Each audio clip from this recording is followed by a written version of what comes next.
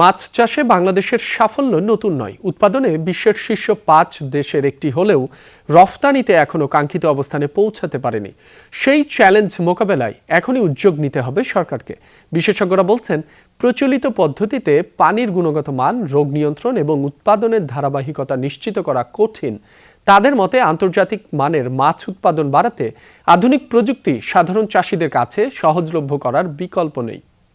ভোগান্তি ভুলে চলে আসুন রিগালে। ওয়ারেন্টি সহ স্টাইলিশ কালেকশন নিয়ে রেডি রিগাল ফার্নিচার। মাছ চাষে বাংলাদেশের সাফল্য নতুন নয়, উৎপাদন বাড়ছে বছর বছর। জাতিসংঘের খাদ্য ও কৃষি সংস্থার ২০২৬ সালের প্রতিবেদনে আবারও উঠে এসেছে বাংলাদেশের নাম। চাষের মাছ উৎপাদনে বিশ্বে বাংলাদেশের অবস্থান পঞ্চম, কিন্তু উৎপাদনের এই সাফল্য রপ্তানিতে প্রতিফলিত হচ্ছে না। কারণ প্রচলিত পদ্ধতিতে আন্তর্জাতিক মানের রপ্তানিযোগ্য মাছ উৎপাদন এখনো বড় চ্যালেঞ্জ। ভালো মাছ চাষ করতে হলে আপনার পুকুর ম্যানেজমেন্ট লাগবে, ভালো ফিড লাগবে, ভালো পোনা লাগবে।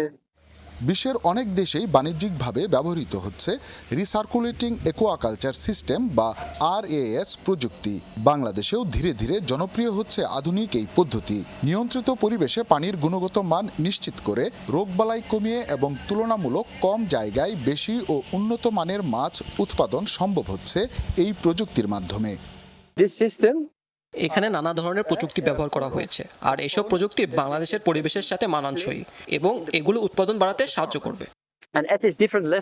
পুকুরে মাছ চাষের ক্ষেত্রে অনেক ডেন্সিটিতে চাষ করার সময় রোগবালাই সহ অন্যান্য যে ইয়ারগুলি বা প্যারাসাইট বা অন্যান্য যে বিষয়গুলি আসে সেগুলি নিয়ন্ত্রণের মধ্যে থাকে না অনেক সময়। এই পদ্ধতিতে এটা সম্পূর্ণ নিয়ন্ত্রণের মধ্যে থাকে।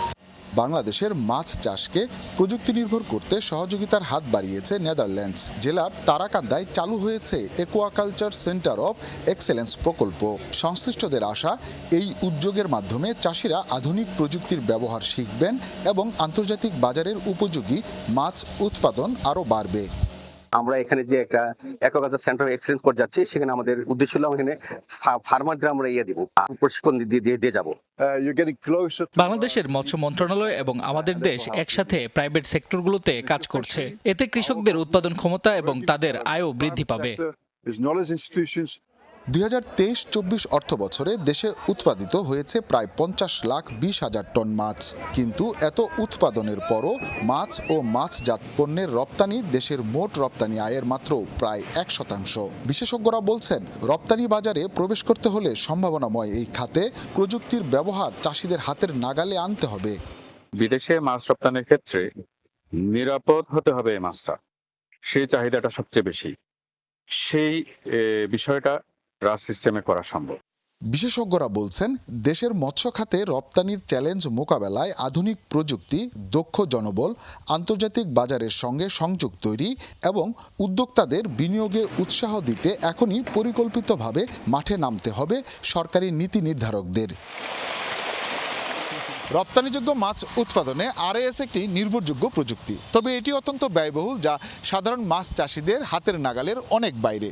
তাই এর প্রসার ঘটাতে হলে প্রয়োজন এর যে প্রযুক্তিগত স্থাপন ব্যয় রয়েছে সেটিকে কমিয়ে নিয়ে আসা।